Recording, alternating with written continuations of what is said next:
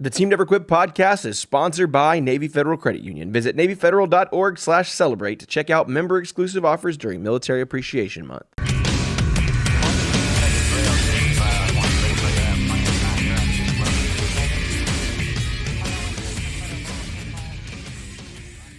Hey guys, welcome back to the Team Never Quit podcast. Thank you guys for listening, watching, most importantly, subscribing. Hey, if you haven't already, subscribe to the YouTube channel because we're about to start dropping video content very soon.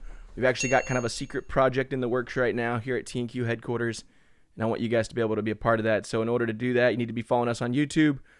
Last week, I sent out some Patreon gear. So that being said, it's time to jump into the Patreon question of the day. Patreon question of the day comes from Patricia.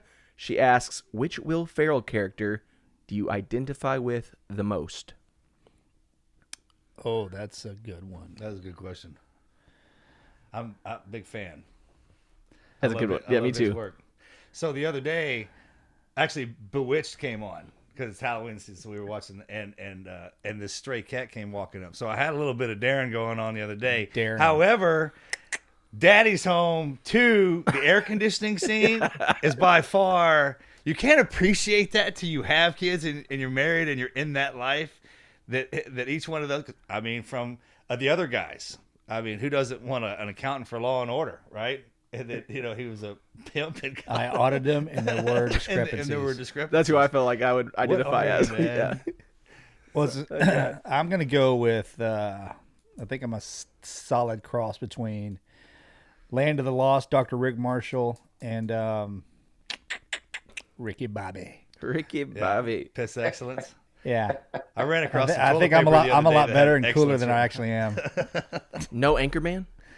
I was going to throw the Burgundy thing out there. That's him, dude. That's all him, dude. Ron, yeah, you can't. I don't think anybody can identify with Ron Burgundy except balls. for Ron I Burgundy. think Ron Burgundy has his own podcast. And I have leather-bound He does. books Yeah. in my office. Oh my gosh. And it smells like leather. Does it? Yeah. Oh my God. Jeff, how about you? What you got? You guys are going to relate to this because I'm going to say Elf, man. And here's why. In the deepest suck, we all got a little elf in us, right? Like, you cannot survive the suck if you just can't see that glimmer of silver lining. So that guy takes it over the top as Elf. But we admit it, you two, we all got a little elf in us. Otherwise, you can't make it. That's a good pull. I'll go with that. Yeah, because, I mean, it's like in his world, there is no bad. Right. It's not bad. There's no bad things, right? And that, to watch it from that perspective is absolutely, because we know that there is, but we got trained to have a good time in it. That's exactly. You know what I mean? Exactly. So it's like we could be buddies. He's just like throwing down on that spaghetti ice cream. With Crazy. syrup? Yeah, That's actually God, pretty yeah. good. I was going to stay away from Step Brothers. Oh, yeah. Brennan, Yeah. Boats and Hose. Yeah, call me. Oh my gosh. Hey, Catalina great wine question. mixer. That's a good question. Catalina Great wine question. mixer. That was a great question. Patricia, thank you. If you want to ask a question to the guys, to the guests, make sure to join us at patreon.com/teamneverquit. Hey guys, we've got a great guest in store for you guys today. Jeff is a counter-terrorism and counter-insurgency expert with over 25 years in U.S. Army Special Operations. His combat experience includes operations around the globe that includes multiple tours in Afghanistan and Iraq. He's applying this expertise to counter-trafficking in the United States and is the Chief Operating Officer for Guardian Group. Welcome to the show, Jeff. Thanks, man. Appreciate it. Big man, welcome to the other side of the nation, Oregon. That's double tough.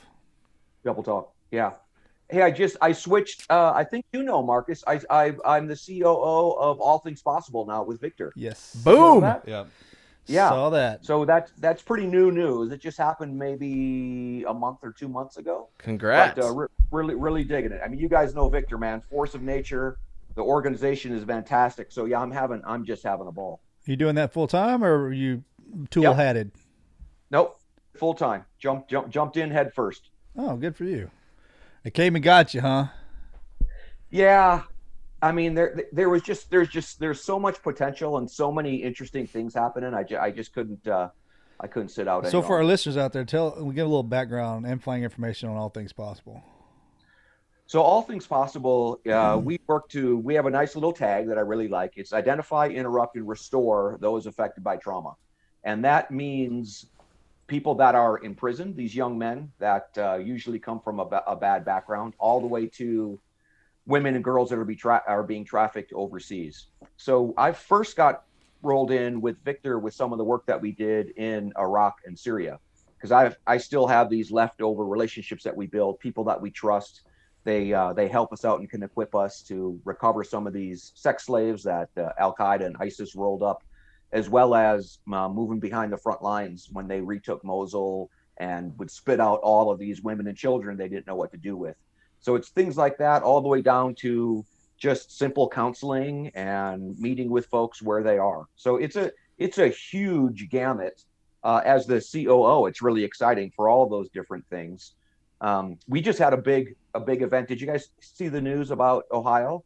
The U.S. Marshals just rolled up a bunch of losers and recovered a bunch of missing kids. Oh, nice. I can honestly say we just don't turn the TV on.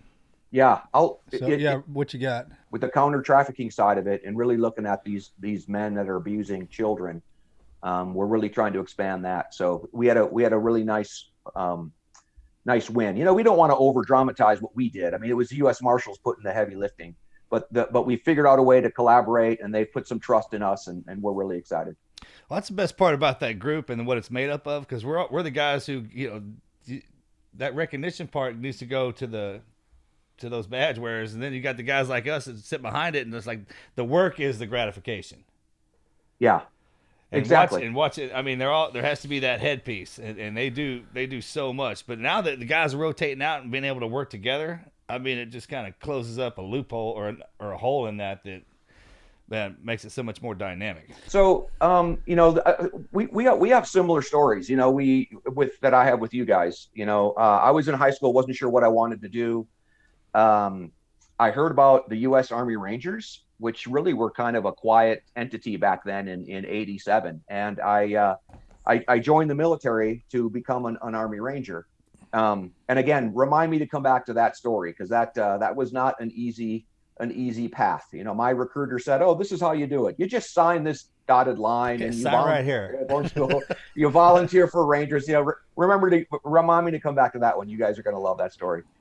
So I did 5 years with the 1st Ranger Battalion, went to combat with them in Panama, as well as Desert Storm. And I tell you, the interesting thing about Panama Just Cause, which we had our 30th anniversary last year, it was the first time where I began to see it wasn't just hoopla. They weren't just building us up, you know, like, oh, you guys are a terrific fighting force. Like it was a complicated mess. And, we were able to win without getting guys hurt. And I was a team leader. I had 4 guys under me, and it was easy leadership. You know what I mean? You guys know a team leader. That's awesome. Just follow me, and you lead and they follow. I was a squad leader in Desert Storm. There wasn't a whole lot of excitement there. But again, another level of responsibility. And then I actually had a break in service. I went to college. I ended up running for Montana State University and going through ROTC there, commissioning, coming back in, went to 2nd Ranger Battalion as an officer, and then 10th Special Forces Group. And that is when the Iraq War really kicked off. So I was on the ground at 10th Group for just weeks, and we started sending guys in and out of Iraq to kind of prep for the war that was kicking off later that spring. So did a bunch of rotations with them, and then put in my packet to go to Delta. So that was in 05, and got over there in 05 and stayed there until about 2015. It was when I retired. Can't believe it's almost 5 years now. And, you know, as an officer there, you do a bunch of different jobs, but primarily that was my duty there with the unit. Went back to Iraq and Afghanistan, and just continued to move up in different levels of responsibility. But I think those basics that I learned in Panama stood true even as I got higher up. I think we had this conversation last time we spoke. When you were over at CAG, because I did a pump with those guys when I was a junior officer as an augmentee. Yeah, and that's where I met you. That's right. Damn it. Yeah, that's right. So I in OTC I broke my leg. We were doing combatives jiu-jitsu, and I broke my leg, and I ended up getting recycled to the next OTC class. So I think I might have had a cast on my leg. I don't remember if I still had it, but yeah, I went down. You and I swapped out seats there in the some sort of J3 position. Remember? That's right. That's right. Hey, so somebody asked me the other day, and I was telling there was a 160th pilot, and I was like, man, I was trying to remember the sergeant major's name at the time, the big Texas guy that was O'Neill's sergeant major. You remember what was his name? You remember off the top of your head? Probably Joe Burke. Big guy, redhead. No, he was a gigantic, dark-headed guy with, I mean, just full-blown, larger-than-life Texas guy. Oh, from the unit. I thot you were talking from 160. No, I'm sorry, the unit. Yeah. Bobby. Yeah, he's back in Texas. What was Bobby's last name? That's right. Bobby. I'm so sorry, Bobby. I can't. I'll think of his last name. I totally kicked it out of my head too, and I swore I'd never forget it. And I kind of looked like an ass for this guy. I was like, yeah, man. I started Mike Obadall's throwing Obadall's name out, and some other guys that were sitting in that line with me, and I was like, damn it, I can't remember Sergeant Major's name. Anyway. Yeah.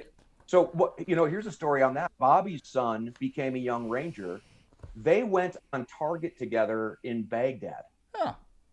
So how many times do you see that happen? Yeah, father son. No, it's pretty never. cool. Probably never. Yeah, ever. He's ranching down there somewhere by you guys now. Is he? Yeah. If you can. We're telling all retired unit guys and team guys to move to Texas when you get out. We're going to start our own place out here. Well, I need to get down there before you guys secede from the Union. Yeah, all our guys, y'all get out here. Does it start with a B? Bobby something. Bobby Boomin. Boomer. Yeah. Yes. Yeah. How do you forget Bobby that? Boomer, man? I don't know. Bobby, I could say Booma? Yeah. That's what his son calls our mother. Grandma. Oh my God. Are you kidding me? No, that's right. Oh, that's some weird Freudian stuff right there. That's right. Bobby Boomer. Bobby Boom. Dude, he was a beast. Dude, Bobby, if you listen to this, brother, shout out. I appreciate everything you've done because he was an OTC instructor when I was going through as well. Today's episode is brought to you by Athletic Greens, the most comprehensive daily nutritional beverage I have ever tried. Listen, guys, if you're like me, trying to stay healthy, trying to do the right thing, you know that the cabinet can start to stack up with nutritional and health products, multivitamins, multiminerals, probiotics, you name it. The medicine cabinet's loaded. And the problem with that is it is hard to keep up with all that. And that's where Athletic Greens can help. Their daily all-in-one superfood powder is your nutritional essential. It is by far the easiest nutritional habit you guys can add to your health routine today. Empower you to take ownership of your health. Now, the cool thing is you can get rid of all that other stuff. Just one scoop of Athletic Greens contains 75 vitamins, minerals, whole food source ingredients, including a multivitamin, a multimineral, a probiotic, green superfood blend, and more. They're all going to work together to fill those nutritional gaps in your diet. It's going to increase your energy and focus, aid with digestion, and it's going to support a healthy immune system, all without the need of taking multiple products. So clean out the cabinet, get it to something you can do with just one scoop. And Athletic Greens is lifestyle friendly, so whether you eat keto, paleo, vegan, dairy-free, gluten-free, they contain less than 1 gram of sugar, and it doesn't compromise on taste. Right now, they are doubling down on supporting your immune system. You guys here in Texas know allergies are crazy, and I'd imagine that all over the country, people are dealing with the same issue. They're going to hook you guys up with a free 1-year supply of vitamin D and 5 free travel packs with your first purchase. All you guys have to do is visit our links. Whether you're looking for peak performance or better health, cover all your bases with Athletic Greens because it makes investing in your energy, immunity, and gut health simple, tasty, and efficient. You guys head over to athleticgreens.com/TNQ. You can join health experts, athletes, health conscious go-getters all around the world who are making a daily commitment to their health every day. Visit athleticgreens.com/TNQ. Get your free year supply of vitamin D and 5 free travel packs today. Dude, I've never even met this dude and all. There's only a couple guys in our communities you never hear anything bad about. Like somebody always has something. Only a handful of them. Like I'm not even one of them guys. But like that guy, Charlie Melton, Because I was sitting in the jock with my Texas patch on. Like, right, that's like not what you're supposed to do when you're in front of the leadership. Yeah. And he came up behind me. When I turned around and saw him, I was like, holy shit. I didn't say it out loud, but I was like, damn, buddy. Sergeant Major. Sorry. Anyway, awesome dudes. Awesome guys. That was a great deployment. So after as I'm moving towards retirement, and I think a lot of our friends are, we're kind of just past that now, but looking what to do next and kind of really what I felt the skills that were taught me and what I love doing. started to gravitate towards counter sex trafficking, studying that crime, studying pimps and traffickers, and retired and started working that full time. So initially with Guardian Group here in Bend, Oregon, and then just recently made the switch over to All Things Possible. I love targeting. I want to create a place for folks like us, from our communities that are looking for something to do afterwards, that passion and purpose. You have that drive and that meaning when you're in service. And I want to continue to provide that opportunity for people as we get out. And for our listeners out here, I don't think people really understand the scale of this problem. Yeah. Most people think it's in the big cities, and it's not. It's everywhere.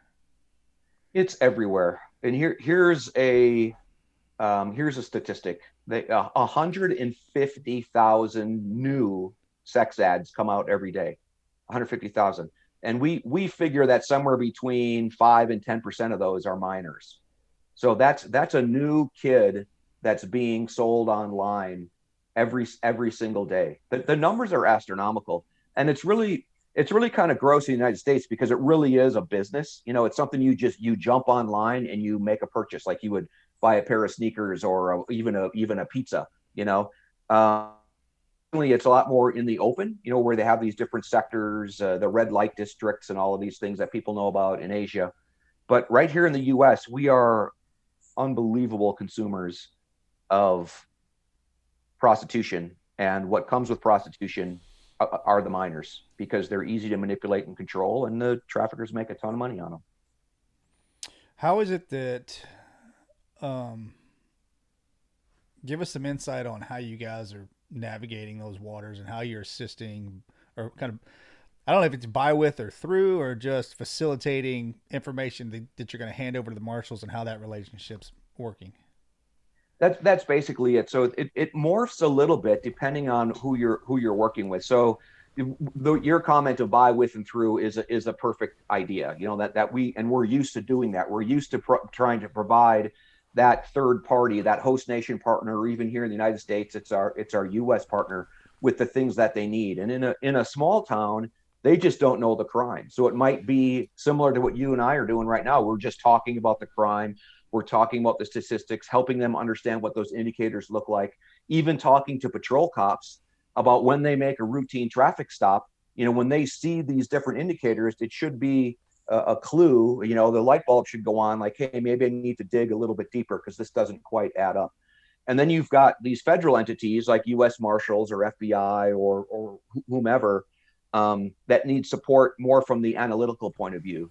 So it depends what they need. Where we think we have the greatest value and what we can really scale is this analytical side of it.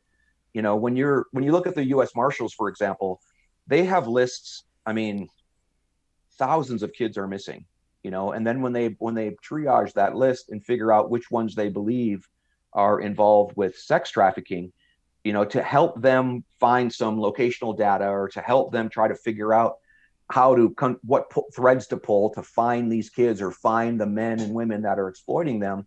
That takes a lot of time and work that we haven't provided them those types of resources. So I think folks coming out of our communities, largely the intel types, those analysts, they have the skills to do a bunch of this front end work to help law enforcement achieve this probable cause, reasonable suspicion. So, think of it when we're out, overseas in combat. You don't just get to go do a mission, right? You have to have a reason. There has to be probable cause. There has to be a reason why you're going onto this target. Well, law enforcement deals with that every single day. They have to explain to their bosses. They have to explain where their resources are going. They have to explain why they're putting 5, 8, 10, 20 people on this particular target set. And that's largely what we civilians, retired military, are able to do, is just help them build that case that, hey, boss, in the long run, this is going to pay off, and hundreds of kids are going to be given a chance for freedom. We want to give them that little bit of information that then they roll into the regular law enforcement system.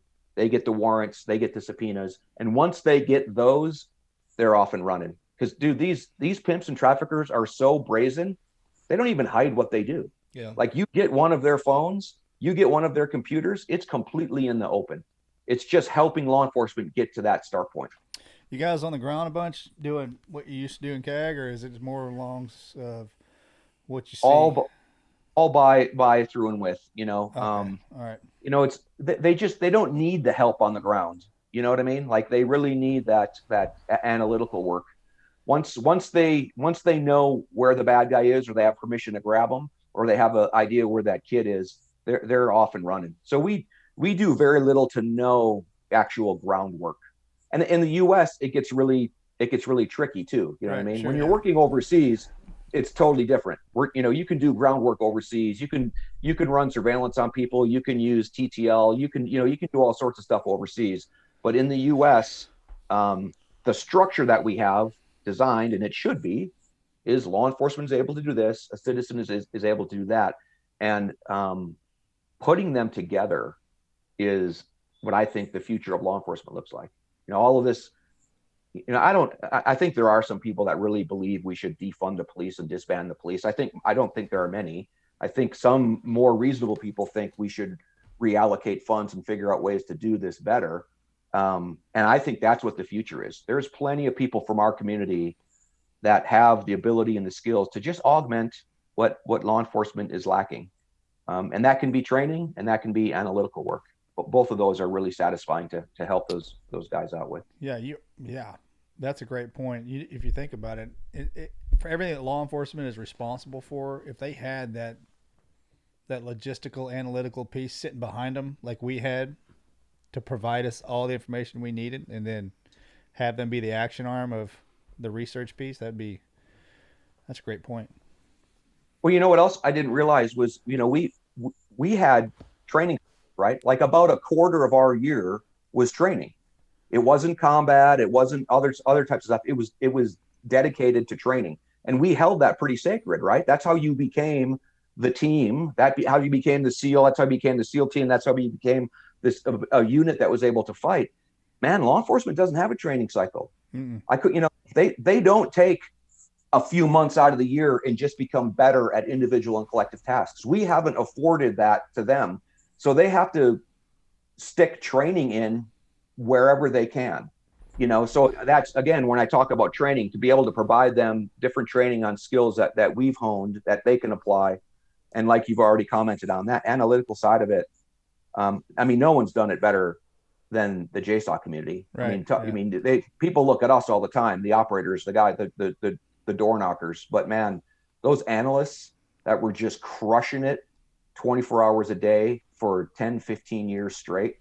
Those are some unsung heroes, right? Man, there. They were having a ball. Man, they'd go out and collecting all that stuff, and typing it up. Hell, we had to do most of the typing. You know what I mean? They had a blast. That is the sexy part of that job. And I always kind of look at it like there's no way that we could have been as extreme as we are as if everybody in our generation wasn't the same way. You know what I mean? That one thing feeds the other. So because they were so high speed on gathering all that intel, that enabled us to go do what we did on target. And it just kind of fed itself.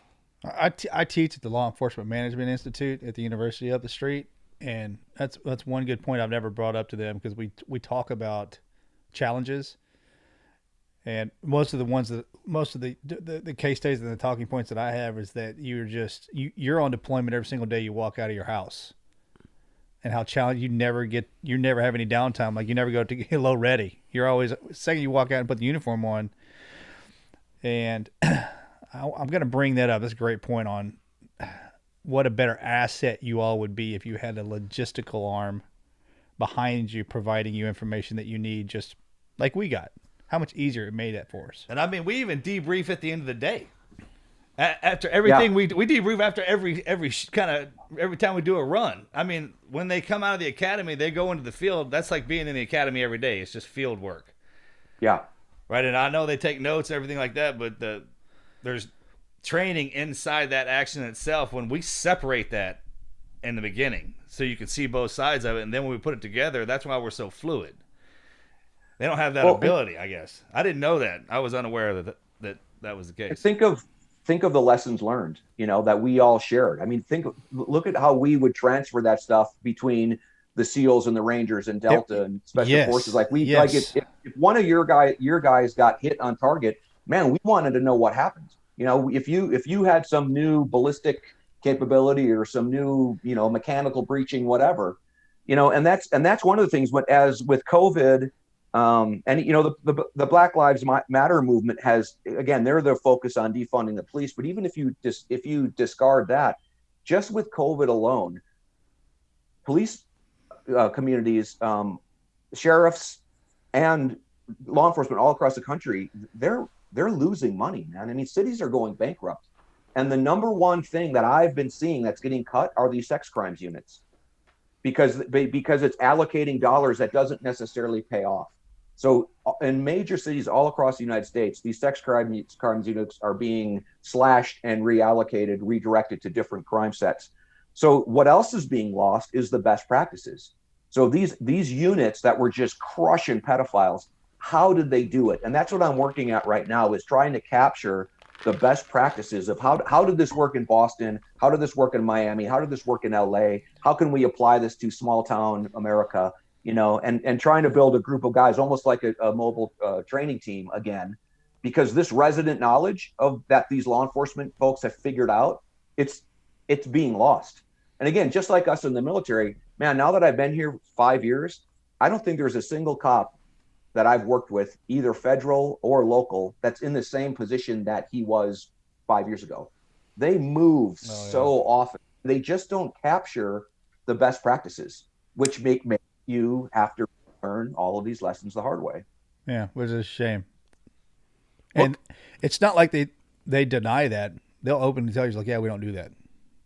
And when you ask them why, it's like, well, we just don't. We just don't. They just don't do it. Hey, I get that, man. There's stuff we don't do. I understand that. I mean, but it's what we expect of them. I mean, what you and I are talking about right now is really swimming against the stream. You know, like the defund the police. Actually, we need 25 to 30% more police on the forces, simply so they can have training cycles and they can build analytical arms. You know, like it's just. What we're talking about flies in the face of what the current sentiment is. I just don't know if we're going to get there. Strange times in 2020, my friend. What can people in the community do? I mean, is there things that people in the community can do to support the efforts you guys have, or just enforce support the, I guess, law enforcement agencies that don't have funding or losing funding in these specific areas? Yeah, so the money is going to go where the people demand it. You know, so when, you know, a district attorney, that's an elected official. A sheriff is an elected official. Your city councils are elected officials. So if you demand that attention is being paid to trafficking, to the abuse of children, your community will respond. But that demand signal has to be loud and clear. And honestly, the easy start point is just stop bashing cops, man. Like, people. You know, there are too many reasonable people that are on this bandwagon of bashing cops. It's not fair. It's not common sense. Stop bashing cops, reinvest in their training, reinvest in what it is we expect them to do. And if you want your community to start to tackle sex trafficking and the abuse that's happening wholesale with minors, then say it. You know, have you seen anyone march lately in the United States? Has that ever happened? You know, people will listen when your community demands it. Do you have any statistics about how, I know this is a kind of a loaded question, but how sex trafficking, specifically with minors, is affecting the general population? Because I think a lot of times, like, the regular people are like, I'm not going to spend time thinking about that. I'm really worried about my car getting broken into, my house getting broken into, getting assaulted. And so they don't think about how that is actually affecting them. Are there some statistics that shine some light on that? I mean, here's a statistic. And again, the problem is just talking about this tiny sliver of sex trafficking. Sure. The ability to exploit a young woman is based on a lot of different things, and a lot of times that's based on some other pattern of abuse, you know. And when I first heard many years ago that 1 in 4 women is sexually assaulted, that statistic angered me, because I thought, how can that be? 1 in 4 people don't have brown eyes. You know what I mean? Like that, you can't exaggerate statistics because it waters down the true reality of it. But I'll tell you what, that's a true statistic. 1 in 4 women is sexually assaulted or sexually abused. That's insane. And we talk about sex trafficking. Well, we're already starting downstream. That woman became vulnerable. That woman became a target because she already had a brokenness within her because she was abused by a young man. So I think in addition to just looking at the commercial sex trafficking in the United States and that level of abuse, we really have to relook on how we treat women and how we respect women and how we talk about women and how we sing about women, you know. And again, I'm not some angel, right? We come from a community where we were rude and crude and all of that. But again, I also like to think we were honorable men, and we are honorable men, and we stick up for women and girls. And we just don't see enough of that today. I think to your point, Andrew, and if you, like Jeff said, there's a catalyst for everything. But if you're going to look downstream, it's not what will a pool of abused women, where does that land? Where does that end up? And that's if there's an increase, a statistical increase in these sorts of crimes, downstream you have an influx of depression, suicide, maybe even addiction to drugs. Or things like drugs that. and alcohol, and then maybe even those particular victims start to victimize others. Yep. And so the spider web grows. It's like a cancer. Let's take a second to thank our sponsors over at Indeed. I have been talking to several business owners the last few weeks about the struggle of post-pandemic hiring and the challenges that business owners face when they're doing that. And I've asked them, like, hey, what is the biggest struggle? And the biggest struggle always seems to be, 1, having the time to do it, knowing where to just talk about your job that you've got, and 3, getting the right type of talent for the job. And really, that's where Indeed comes in. You need a hiring partner who makes your life easier, and that's exactly what they do. Indeed is the job site that makes hiring as easy as 1, 2, 3, post, screen, and interview all on one platform. You can actually get a quality shortlist of candidates whose resumes on Indeed match your job description fast. You're only going to pay for the candidates that meet must-have qualifications, and schedule and complete video interviews in your Indeed dashboard. Indeed makes connecting with and hiring the right talent fast and easy, and I know that's exactly what businesses are looking for. With tools like Indeed Instant Match, giving you quality candidates whose resumes on Indeed fit your job description immediately, and Indeed skills tests that on average reduce hiring time by 27%.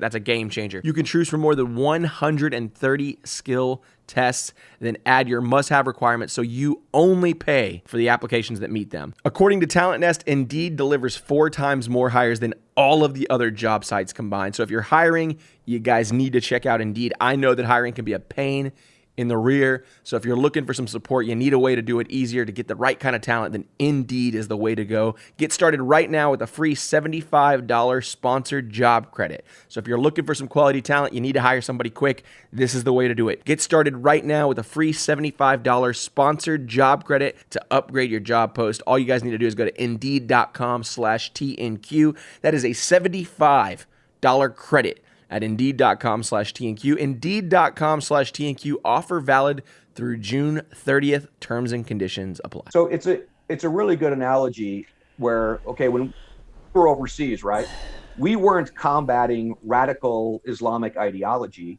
We were capturing and killing the dudes that were employing it, right? That's all we were doing. So the reason these wars continue and the reason we haven't had the success and the wholesale counter narrative to talk to the Islamic community that counters this radicalism that they're so attracted to. And again, you're talking upstream. How does a young man become a radical Islamist fighter? Well, because he's disenfranchised, or oftentimes there's trauma and abuse and all these different things that occur upstream. You and I in the military, we were the pointy end of the spear. If we got your name, you were leaving the planet, but that doesn't solve the problem. And that's the same thing when it comes to what we do with ATP. There is the part of it where we're helping law enforcement take these guys off the planet, not killing them, but putting them behind bars. That has to be done. These pimps and traffickers have to be put away for longer than they are right now. Statistically, less than 1% of them are ever prosecuted. So, I mean, think of that. Less than 1%. Less than 1%. So if that's when we talk about, how bad this crime is, there's so much room for improvement. If you can go to 1 to 2 to 4 to 8% of these guys behind bars, they're going to start to make some different business choices. Just like we saw, right? When we were in Iraq and you started capturing and killing guys by the hundreds and thousands, guess what?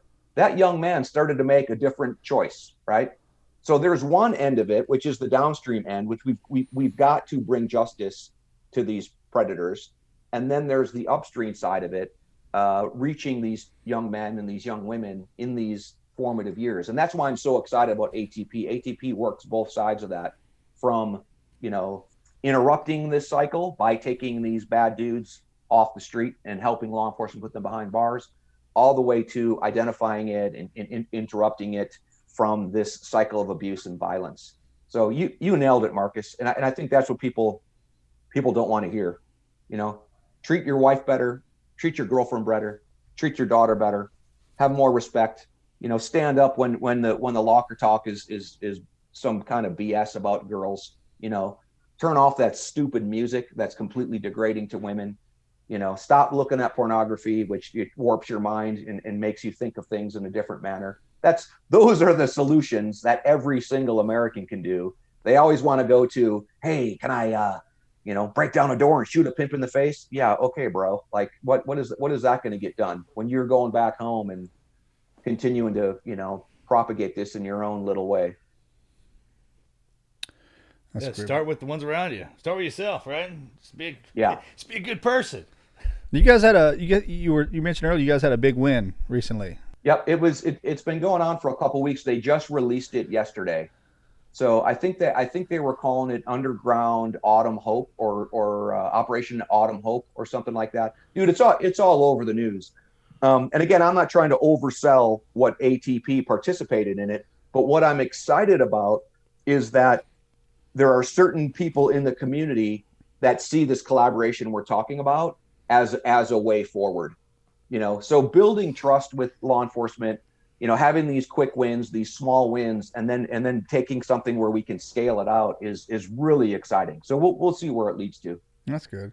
Hey, quick, do you guys, so on your recruiting team, by chance, do you have individuals on the team or an asset or a source, if you will, that was on the receiving end that can help you guys navigate what you're not seeing? Like we did overseas, we had sources and we had assets that helped us see what we didn't see. I was just curious how that infrastructure is being built out. So again, that's something that we have overseas more than we do in the U.S. The U.S. it's almost all technical stuff on open source I got you. Intelligence with it, because the crime is so open on the internet. I mean, brother, you go to some of these Facebook pages or Instagram or even any of the social media sites, the guy's calling himself a pimp. He's advertising the 5-6 girls that he's selling. Like it's not hard to see. You just need the time to go look at it and find it. So yeah, the actual groundwork, we don't do any of that right now in the U.S. That's all overseas. Okay. Damn. That's where the fun is. Yeah. But we're getting old, man. You know what I mean? Oh my God, man. We turned 45 here pretty quick. I've had two hip procedures in the past month and a half. I sound like an old busted car driving down the road when I get up in the morning. When I get up in the morning. I saw the other day I rolled over and looked at Melanie. I'm like, when I was young, I didn't make all these noises when I get up. That old sergeant major and mass chief, when we start going on those runs, they'd be hooting and hollering and crazy. Once they got up on step, it's like a hot rod, right? Once you get it fired up and get all of this. So we're not getting old and busted. Everything's just tightening up. You know what I mean? It's in place. What's funny is I had COVID a couple months ago. You know what I mean? So did we. Congratulations. I had it. It was awesome. And again, it's like, I don't know what your symptoms were, but I didn't even know I had it. I just felt my age. You know what I mean? Yeah. I felt run down and broken. And it was like, I mean, so those of you that have COVID, that's how you feel when you're 50. So, you know, you recover from COVID, and then that becomes your life when you're 50. So that's a good point. That's about how I felt. Bro, when we got put on lockdown last March out here, they were talking about the symptoms of COVID. I was like, literally, that's the same symptoms I get from the allergies out here, and I have those 9 months out of the year. So true. Yeah. You know what I mean? So so true. Would I don't care what rolls in the door. I mean, if it's a bacteria or a freaking human being, man, everything senses fear. Right, if you're afraid, if you think that thing's going to jump on you because it wants to fight and it senses your fear, it'll keep attacking you. But if you're ready for it and you carry that around, think about it like that's how we I mean, look at all the stuff that we've go, all the anthrax and everything in between where they put us and everything, man. But our attitude was like, man, when I came here, I didn't come here to get beat. I came here to beat down. I came here to destroy kind of deal. And that mentality, it carries you a long way. Dude, it's one of those phenomenon that I don't understand. I agree with you completely. And this goes back to how we started the discussion with Elf, right? Like anxiety and stress and fear, it's such a cancer. It seems like things just latch onto it. You know what I mean? Like just like in combat, you know, when you have that little elf, like I'm enjoying this. This is going to be okay. Yeah. You know, when things get piled on top of you, I think it's an incredible phenomenon that I don't think people fully understand, is how fear, anxiety, and stress just makes it all worse. How about you over there, doctor? You got some knowledge on this one? You know, he's brewing something up over there. Freaking head of his. The other side of this mind. I absolutely, I absolutely 110% believe there's a mental aspect to getting through anything, and that once you stop believing in yourself, that primary and secondary brain in your body starts to shut down and not give the body what it needs to fight. Yeah. On the other hand, we actually just recently lost a friend of ours, not from COVID actual, but pre-existing condition. And that was an eye-opening experience because up until then, we've had quite a few friends that have had COVID. And like you and I, because you haven't had it yet, have you? Like you and I, a good analogy. Feel my age. I was really tired, and we were out on a run one day with some buddies. Man, I just couldn't. they just left me, and I was like, man, what the hell is going on? And then my forearm started hurting. I was like, that never happened. So I tested and got positive. When this gentleman, who's a Vietnam vet, God rest his soul, Roe was his name, but it's Scott's daddy. He got blown up in Vietnam by a grenade, and then was a rancher for the rest of his life. Hadn't been to the hospital since he got out of the hospital after that injury. And then COVID actually hit the whole family, sent every one of them to the hospital. And man, it got down in his lungs. And you got to think, man, is it your time? Is it your time? And no matter how hard you fight, go out swinging, right?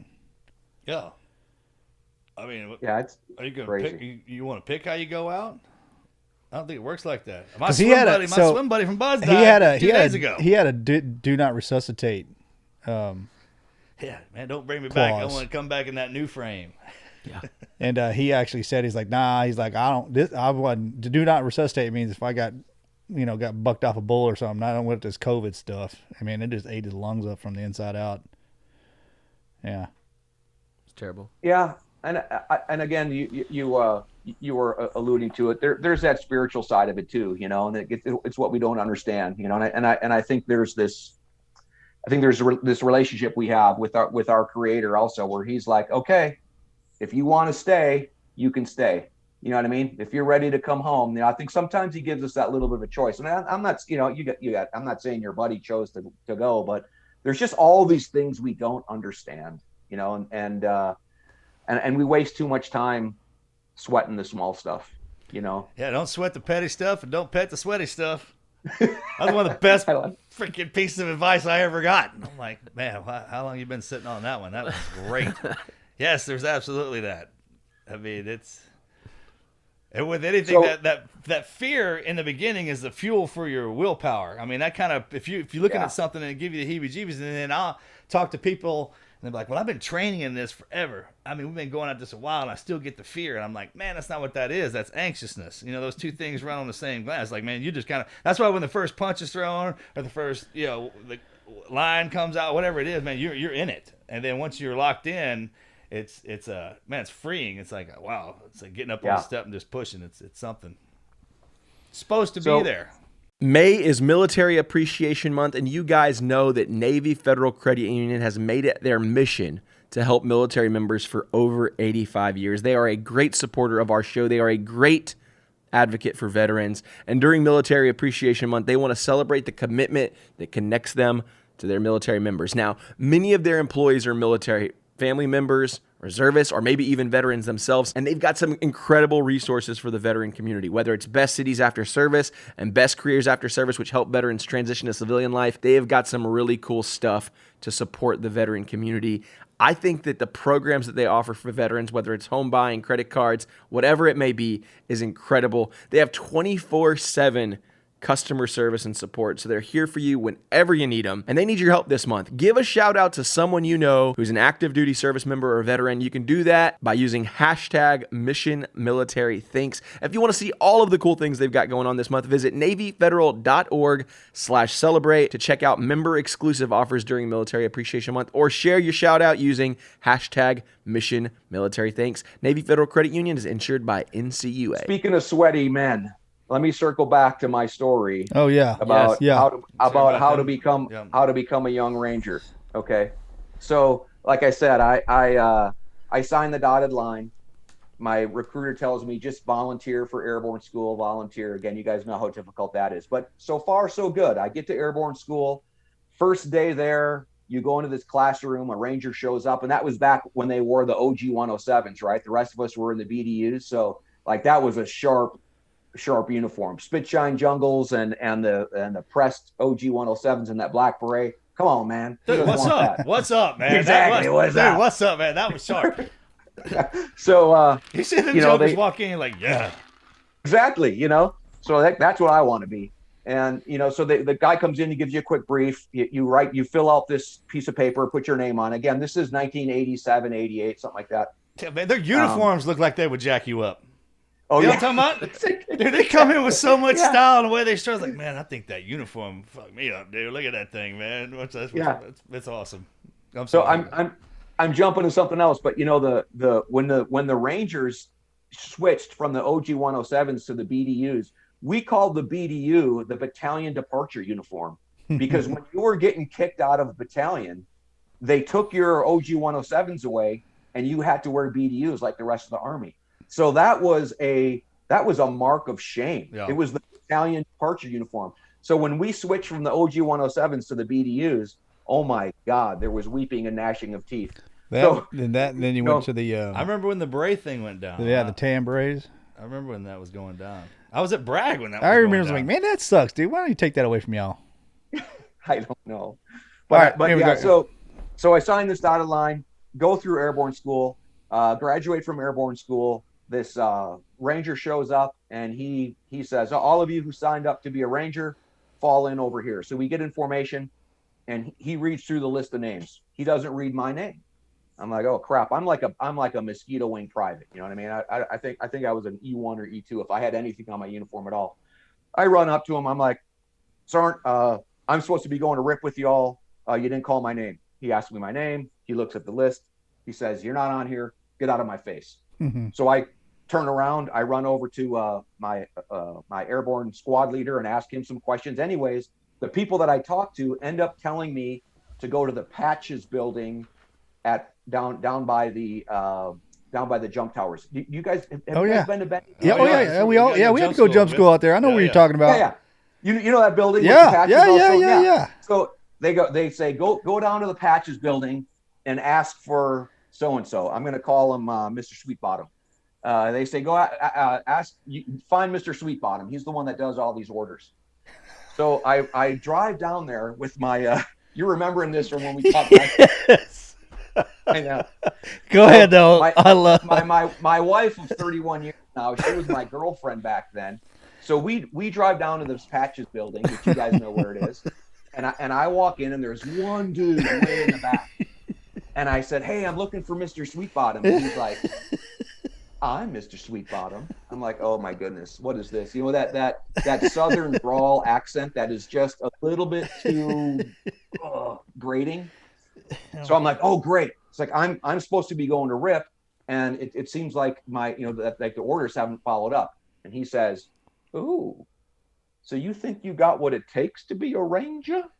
And I'm like, "I don't know, man. Like, that's the whole point of RIP, isn't it?" So he's like, come with me. So I walk back to his desk, and it's that old Army furniture. You know what I mean? Those metal desks, those metal green seat, chairs on wheels, that metal fan from World War II, you know. They scream every time you open them. Yeah. Exactly. Makes that noise when it turns. Right, exactly. Like, and he is the only guy in there, and it's hot as crap. It's the Georgia summer, you know. So he says, "You look pretty strong. You think you got what it takes to be a Ranger?" And I'm like, "I don't know, man." He's like, "I'll tell you what. If you can beat me in an arm wrestle, I'll cut you orders to go be a Ranger." Like, are you serious? So he clears his desk away, okay? And we're now lined up, and we arm wrestle. Bam. And he is this soft, fleshy, you know what I mean? Like, just pale Mr. guy, Burns looking. you know? Yeah, Mr. Yes, exactly. Like Mr. Burns looking, except a little chunkier. That's pretty good. So, all right, I beat him. He's like, "Oh, 2 out of 3." Beat him again. He's like, "Oh, you are pretty strong. You might have what it takes to be a Ranger." He says, "Do you wrestle?" And I was like, "I wrestled in high school. What do you mean?" He's like, "I'll tell you what. If you can pin me, I'll cut you orders to go be a Ranger." And I'm looking around like, somebody save me. What is going on? So I'm like, all right. So now we're moving furniture in this office. And he says to me, "You want the top or the bottom?" Like straight up wrestling, you know, on all fours. You know how you get the start position? I'm like, top, I guess. So we get down and we wrestle, and I pin him. And he's like, "Oh, that's pretty good. 2 out of 3. So we start again. This time I'm rolling him over to pin him. And finally, my gaydar goes off. Okay, like he's rubbing on my leg.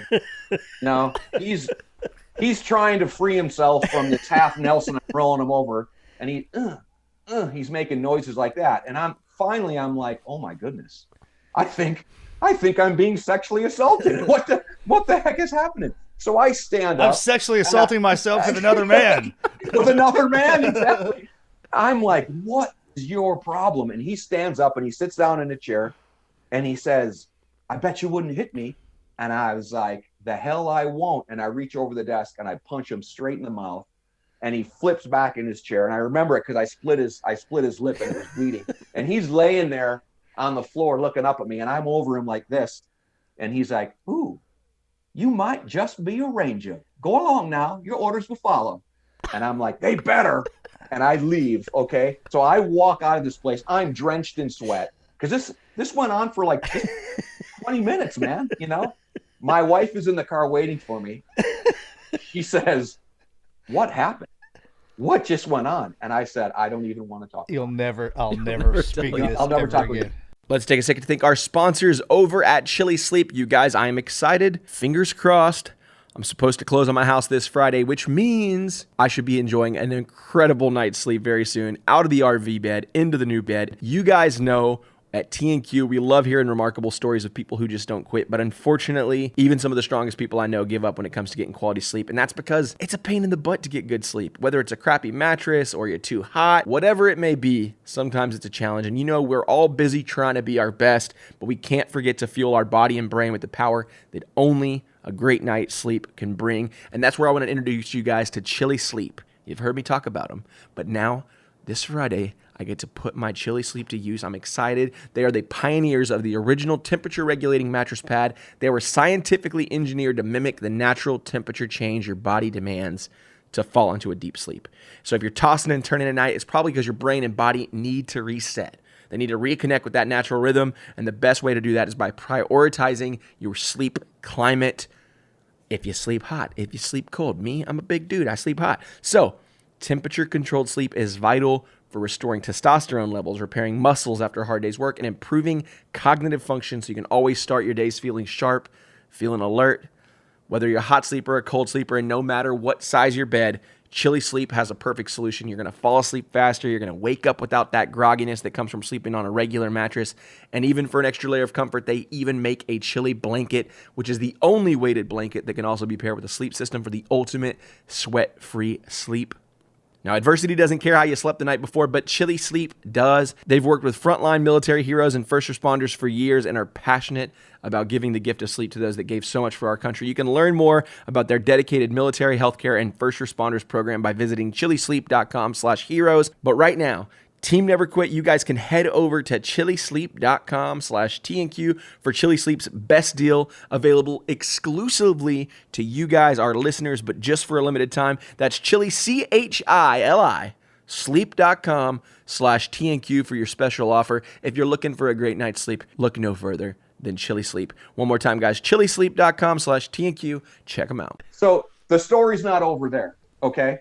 So now I'm telling this story. This happened in 1988. Now I'm in the captain's career course in like 99 or something like that. I don't remember what it was. I'm now an officer, and I'm telling this story to a bunch of buddies, and everybody's calling BS. They're like, "This didn't happen." I'm like, "Look, you can believe my story or not, you know?" So I'm standing there in Building 4. Do you know what that is at Fort Benning? Building 4 was that big building where they did all the doctrine and the schools. I don't know if you've ever been in it for any reason, but I don't think so. It's where the officers' courses are. It's all the classroom stuff. Okay. I definitely try to stay away from that building. Yeah. So I'm standing there telling the story to about 5-6 guys, and he walks by, Mr. Sweetbottom, and my jaw drops. I'm like, "That's him." Mr. Sweetbottom. And they're like, "Oh, that guy? Oh yeah, he's gay as a $3 bill. He molests dudes all the time." I'm like, "What?" So I'm having this conflict of emotion. On one, like, how do we let this happen? Two, oh, I'm not alone. You know what I mean? Right, yeah. You know, and he is now in charge of officer records for Fort Benning, people leaving Fort Benning.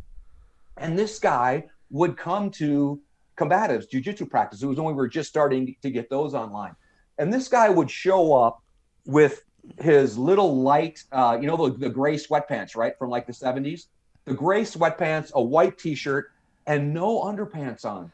And he would do jiu-jitsu with us. We're in fatigues, you know what I mean? And I'm just watching him rub himself on all these guys. And I'm standing there, like with the cadre going, does anyone else see this? Is anyone else not bothered by this old man rubbing himself on all of us? So fast forward now, my orders are getting screwed up. I'm supposed to go to Fort Lewis to have one of our sons. I'm in a hurry, and my orders are screwed up. And Mr. Sweetbottom is in charge of those orders. And I keep meeting with him, and I'm not saying anything. I don't know if he recognizes me. You know what I mean? I'm a lieutenant now, or captain, whatever the heck I was at the time. And it just keeps getting screwed up. So I go in his office one day, and I have to leave. And I closed the door. I said, "Mr. Sweetbottom, do you remember me?" And he's like, "Ooh, I remember you, Ranger." And I'm like, "Uh-huh." I said, "We've been farting around with my orders for months now. I'm going to come back at lunch, and you better have my orders on the desk, or I'm going to come back in here and I'm going to kick your ass again. Do you have any questions about that whatsoever?" And he was like, "It's okay, Ranger. You come back, your orders will be on the desk." You know, so I left. I'm explaining to my wife. She's like, "You can't do this. You know what I mean?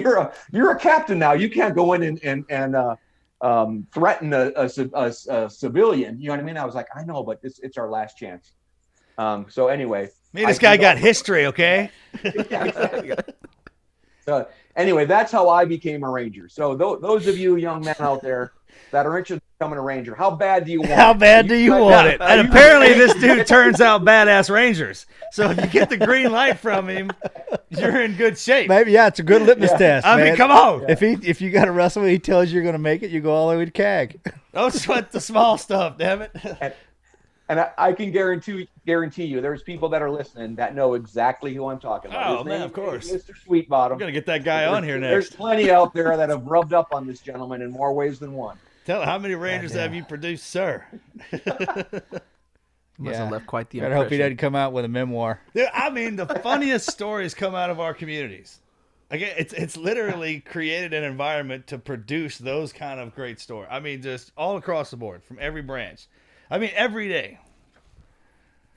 I wonder how many commanding generals, I guess, yeah, since he's been there since '88, how many commanding generals know Mr. Sweetbottom? Like, oh yeah, I know Sweetbottom.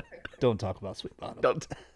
We don't talk about it. We don't ever talk about Sweetbottom. Just let it go. That's kind of like our community with the Phantom. Everybody that when you say that word, everyone knows who that is. Yeah, we have the Phantom. We think we're pretty certain it's a dude as well. The Phantom? The Phantom. She or he, whatever, calls every team, every platoon, has the number for every team, every platoon space, knows everybody's Bloods class number, knows all the commanding, knows everything, and will call you at 2 o'clock in the morning on the quarterdeck and talk dirty to you. Let me tell you something. This happened. So I was on the quarterdeck as a brand new seaman. I guess I should probably say it like that. Yeah. As a brand new student, and she called. I was at the Del Hotel Del Coronado 20 years later, and somehow, some way, she found out I was in town and called the room. 20 years later. I mean, when I heard that voice at 2 o'clock in the morning, I sat up in bed. My wife, she's like, "Who is that?" I was like, "You ain't gonna believe it if I tell you." No idea how that she found that out, but she's resourceful. I mean, Dude, bro, every community has them. Exact same story. I can't remember what we called her, but it was one of those things. And a dude, there would always be one victim. One victim. This was like, I'm gonna go meet her. He was always drunk. He was always drunk, and he couldn't verify if it was a male or a female. Same thing. You can either confirm. Same thing. Same exact. It's unbelievable. What you guys don't know is this is a whole organization that's It job has to is be a do bunch this. of. It's like an elite sorority or something. It's like you can't make it through the program without having to deal with that. It's part of it. I mean, knows where you're from, knows your name, knows your. And no matter what you say, no matter how bad you cuss or whatever, they'll come back just like, "Oh, your voice is amazing." That kind of just. Dude, say it some more. Yeah, Jesus Christ. Yell at me some more. Like, what's going on here? Oh my God. Small world. That's awesome. Jeff, since this is the Team Never Quit podcast, can you leave the listeners with a piece of never quit advice? Yeah, man, I'm gonna share something with you guys. I'm on this kick. I've shared it 3 or 4 times because it absolutely blew me away. Okay, and this piece of advice is find strength in simply being alive. Find strength in the fact that you are continuing to breathe. So I'm an armchair kind of Bible study guy. You know what I mean? We lived in Israel, and it's just it fascinates me, the history of the Bible and the stories in the Bible, and I've been studying it, and I've been working on a book about all these different stories.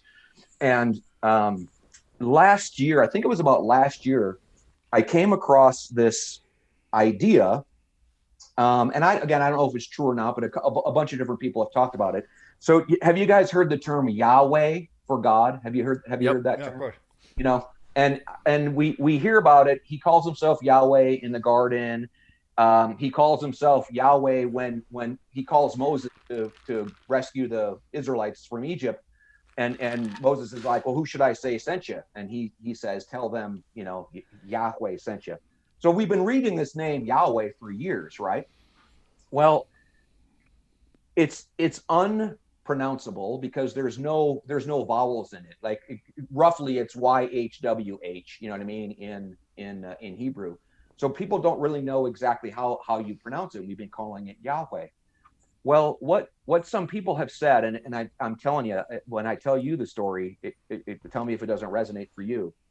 So what the term Yahweh is the sound of breathing. So if you inhale and then exhale,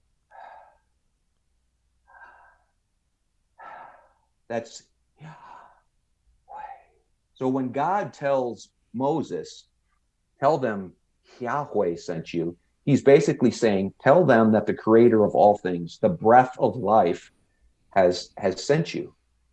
And when I first heard that, it blew me. I don't know about you guys, I get goosebumps just thinking about it. Because when I first heard that, I thought, that makes so many things make sense to me. This idea of what comes off of your tongue, what it is you speak is what you become. You know what I mean? Where let my name always be on your lips. So the mere fact that we as humans are breathing, we're saying the name of God. We're saying the name of our creator every single time we breathe. When an animal breathes, he's saying the name of the creator. The plants and the trees exist to take what we exhale and clean it and give it back to us. You know, so this idea that what is God's name? God's name is the thing that gives breath to everything that lives. Is that outrageous? So it blew my mind, and I shared this last year at a gathering where it was about PTSD and you know, all these soldiers that were losing. And even like this, I tell this story, and again, I don't know who it's going to resonate with.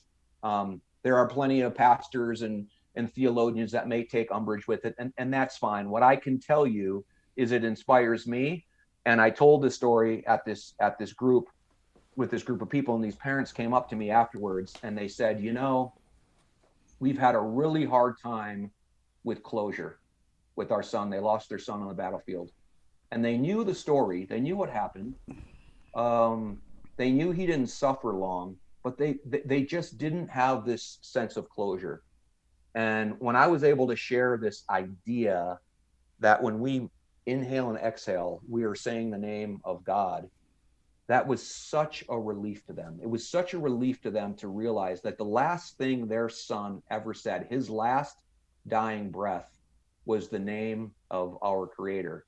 That brought them some closure to their son's death. And that happened last year. So when I get the opportunity to tell this story, I like to share it, because again, when you think about it, the first thing a baby says when they're born is that breath of life in our God creator. And all those mates that we've lost, no matter how it happened, the last thing they ever said was the name of their creator. So my word to the Never Quit audience is find strength, find solace, find peace in that simple act of breathing. If you are breathing, you're alive. If you're breathing, you're saying God's name, and he's there to help you get through the tough spots. Amen. Damn, brother, thanks for sharing that. That was awesome. Yeah. I have never heard that. Like something like you know.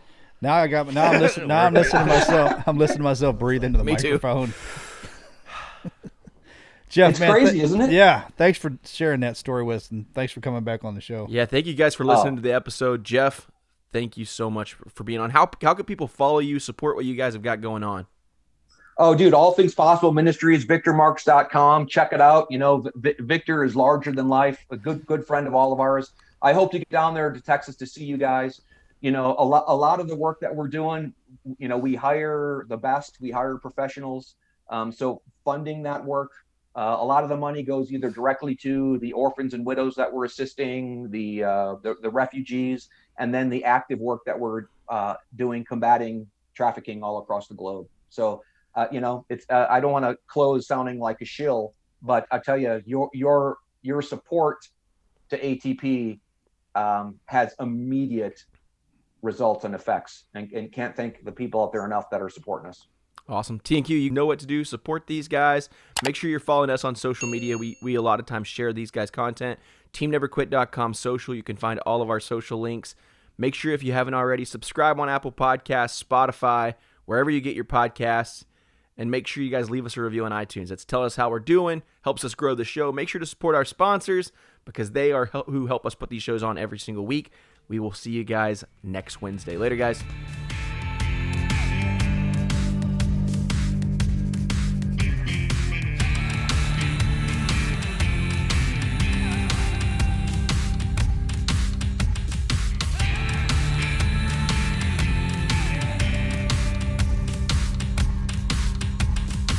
This is the Team Never Quit Podcast. So buckle up, Buttercup.